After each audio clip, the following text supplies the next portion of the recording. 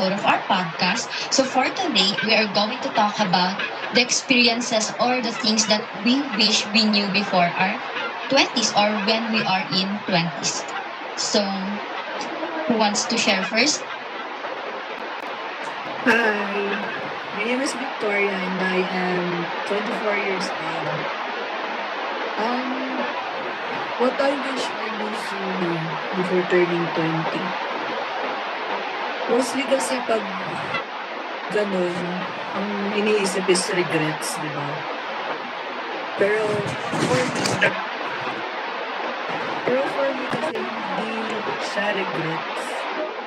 Kasi it helped me kung ano ko ngayon.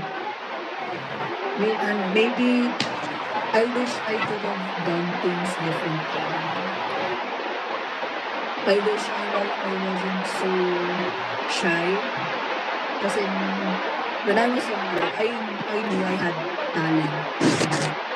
But I was very shy. I was scared of criticism. So, ang daming opportunities na lumipas when I know I could have done it talaga. Kaya, ayun, sa inyo, sa college kayo, tapos alam nyo may kaya kayo. I-pursue mo. Kasi, it will help you talaga. And it will help lessen yung sinasabi nilang regrets na sana pala ginawa ko nila. Ayun lang naman. I mean, hindi lang yun, pero mostly yung talagang nasa isip ko. Hello. What I wish I knew sooner before I turned 20. Well, I am 22 years old, turning 23 sa December. Parang para sa akin, pressure. Kasi, ano yun, parang feeling ko kasi at this age na 22, feeling ko dapat graduate na ako. Umabot ako sa ganung point and then parang feeling ko yung sarili ko na yung nag-hold back sa akin. So parang para sa akin lang, sa mga younger generations, let go of the pressure. Parang okay lang na magkaroon tayo ng mistakes. May mga bad days. Okay lang na hindi lahat is nagpo-put up nyo ng sabay-sabay. I-embrace nyo yung pagiging messy ng situation. Hindi yung dapat lahat perfect. Kasi lahat yun parang maaalamig din lang sa inyo. Parang para sa akin din kasi, kung irarush mo lang yung sarili mo para abot yung goals mo, parang failure lang din yung babagsakan mo. Parang ganun. So parang yun lang. Huwag mo masyadong i-pressure yung sarili mo. Mag-enjoy ka habang bata ka. Huwag kang magmadaling tumanda. Huwag mo ding madaliin yung mga goals mo sa buhay. Yun lang. Hi, I'm Alian. I'm 20, turning 21. What I wish I knew sooner is I wish that I pick my friends wisely. Kasi, syempre, nung bata tayo, di ba? Ang dami nating kaibigan, gano'n. Akala mo lahat ng tao kaibigan mo. Pero nung tumanda ako, doon ko lang na-realize na hindi lahat ng tao nagsistay. Lalo na pag tumanda ako. Kasi, ibang-iba yung environment natin pag tumanda ako eh. Lalo na nung nag-18 ako. Parang doon yung downfall ng buhay ko kasi nag-18 ako. Doon ko na-realize lahat na, alam mo yun, na ang mundo talaga. Kasi syempre nung bata ako, parang sunshines and rainbows, gano'n. Parang, wala, pag nag-18 ako, gagawin ko to, gagawin ko yan sa kasama mga kaibigan ko, gano'n. Na feeling ko pwede ko na gawin lahat. Pero nung nag-18 ako, doon ko na-realize na, ay, hindi lahat ng tao nagsistay. Tapos, nung bata din kasi ako, ang dami ko talagang mistakes. Tapos, sana minsan, nag-iisip ko na, wala, sana bumalik ako sa dati para hindi ko ginawa yun. Kasi talagang naging malaki siyang regret sa akin ngayon. Na hanggang ngayon, hinahanta ko ng mga ginawa ko dati. Tapos, huwag mong gawing mundo ang tao. Doon talaga naging downfall buhay ko kasi pag ginawa ko mundo ang tao kasi mababaliw ka. Kung ano-ano gagawin mo. Kung ano-ano maiisip mo. Para lang hindi mo wala yung taong mo. Ganyan. Tapos yung sa friends naman. Ala, naiiyak. Pag sa friends naman. pag sa, pag sa friends naman, oo, masasabi ko madami akong kailangan. Madami akong acquaintances. Pero yung talagang kaibigan na malalapitan mo. Kaya talagang choose your friends wisely. Tapos, huwag kang gagawa na i-regret mo in the future. Ganun. Yun lang naman. Pag nag-20 kayo, masaya. Pero at the same time, wala eh. Parang feeling nagiging matanda ka na. Tapos, parang feeling mo, bata pa rin ako. Yun naman. Pag may 20 na kayo, sana wala kayong regret sa buhay niyo. Tapos, kung may regrets man kayo, gawin niyo yung rest. Tapos, apply niyo sa magiging future niyo.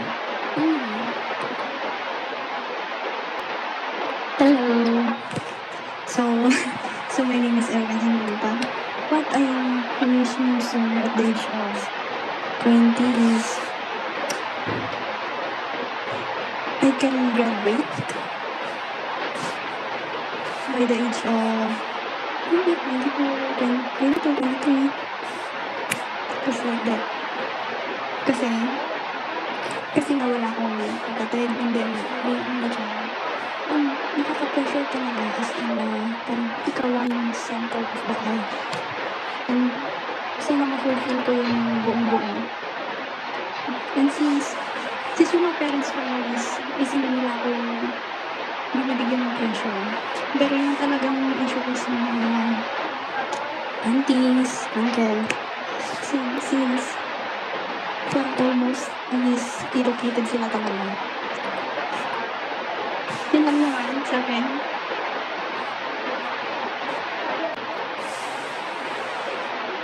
So for me, since this month I'm turning 20, what I can share is the things I've learned during my 18 till now. First is that not everyone you knew will be with you until the end of the day. Not every person you treat as your friend will be your friend. Like, sometimes other people might use you for their own benefit. Because honestly, naging people pleaser ako. So, masasabi ko lang is like, never ever let yourself be the reason of your own downfall. Kasi sometimes, when we choose friends, dapat piliin din natin yung person that will help us grow. And ang regret ko siguro at this age is that yung mga pinili kong kaibigan is hindi sila yung mga kaibigan na pwede kong takbuhan pag may problema ako, if masama yung loob ko, ganun. So yun naman yung regret ko. But for the expectation, since I'm turning 20 this month, I expect more mature roles in life, professionally, academically, and everything. Parang, since 20 kasi is like, people, iisipin na ng tao na, oh, you're 20, you need to do this, ganito ka na dapat mag-isip, ganito ka na dapat mag-act. Well, in reality, wala sa age yun. Kasi, sa mga nasabi niya, parang naisip ko, na-realize ko din that hindi naman natin kasalanan kung sa age natin ngayon is ganun yung ginagawa natin because lahat naman ng tao may face eh. So like kunyari yung ibang tao sabi nila like Kylie, not invalidating her feelings pero yung sinabi niya okay, totoo yun, dapat hindi natin pressure yung sarili natin kasi may face tayo eh, like everyone has its own face. So if for example you feel that oh I'm gantong age na, like mga kabatch ko ganito na, actually, hindi mo dapat yung isipin because you have your own timeline and you have your own pace. Hindi ka dapat, for me lang, hindi ka dapat mainggit sa achievement ng ibang tao. Kasi minsan yung achievement ng tao yun, para sa kanya yun. Success yung achievement for you, mas bigger than yun. So, parang wag lang siguro i-pressure.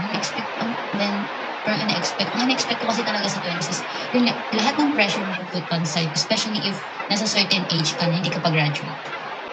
And yun yung hindi ko maintindihan sa ibang tao, especially sa mga relatives natin, na yung parents natin hindi nang pressure.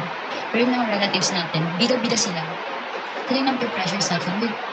Hindi naman sila hindi naman sila yung bumubuhay sa'yo. Ba't kaya pressure? Siguro sabi ko, kapag 20 ka pala talaga, doon nila ipe-pressure, ipuput on lahat ng pressure sa'yo.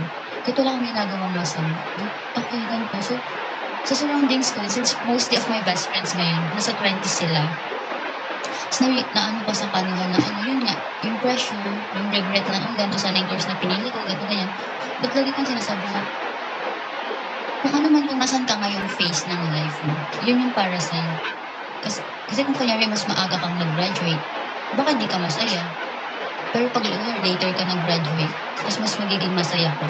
Parang ganun. So, parang yung 20s kasi, siya, growing din natin siya. Stepping stone din natin siya to more mature roles in the future. So, parang 20s is something na dapat nating minamahal, ina-embrace. Every flaw, everything about 20s, dapat ina-accept lang natin siya. Kasi, that's part of growing up. And your mistakes doesn't define you.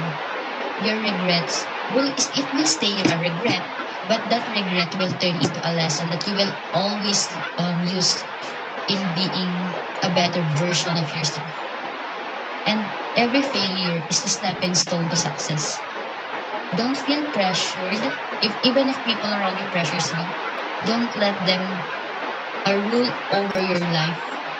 And always remember that if people around you are not proud of you, always remember that some people are proud of you and they are naiingit sila sa achievement mo. Don't focus on people na hindi alam yung value mo. Just learn how to be with someone who knows how to value you. And since all of you are in 20s, I just want to say that I'm glad I had the chance to meet all of you and hear things about you because yun nga, lagi kong sinasabi ko sa lahat ng nakikilala kong tao, lagi ako may napupulot na lesson kasi madaming bagay na lumaki ako na walang gano'n, na ganito. Tapos maririnig ko yung stories yun, naaano ko na okay, hindi lahat ng tao masaya yung childhood or ganito, but never use that against the person. Because I believe na everyone deserves a kinder world. Kasi sobrang cruel na ng mundo natin. Why be the reason yung ibang tao na ma-feel pa nila na ganun ka-cruel yung mundo? Kasi sa 20s, doon ko nakita na kahit pala kapwa mo tao, maging cruel sa'yo. Which is hindi dapat. Dapat maging kinder tayo. Lalo na din sa mga tao na pumupunta na sa age. Like, nagto-20, 21, 22. Kasi parang din silang baby eh. Like, pag ka, hindi porket legal age ka na. Hindi, matanda ka na eh. Sabi nga ng nabasa ka sa isang book that 25 is a 1-year-old baby lang. So, ba't natin yung very mistake yung isang tao. Tapos sabi, ganitong age ka na, bakit ganun yung ginagawa mo? Mag-isip ka ng tama. Which is for me, hindi siya dapat sinasabing ganun kasi baby pa lang din siya, nag-start din siyang mag-mature siya. Pero sa kanya, let's be kinder.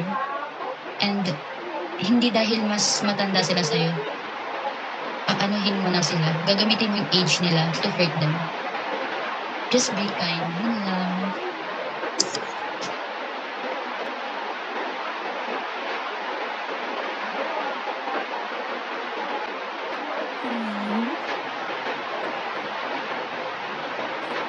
Hi, I'm Justin po. I'm 22 and what I wish I knew sooner is yung setting boundaries. Ganyan kasi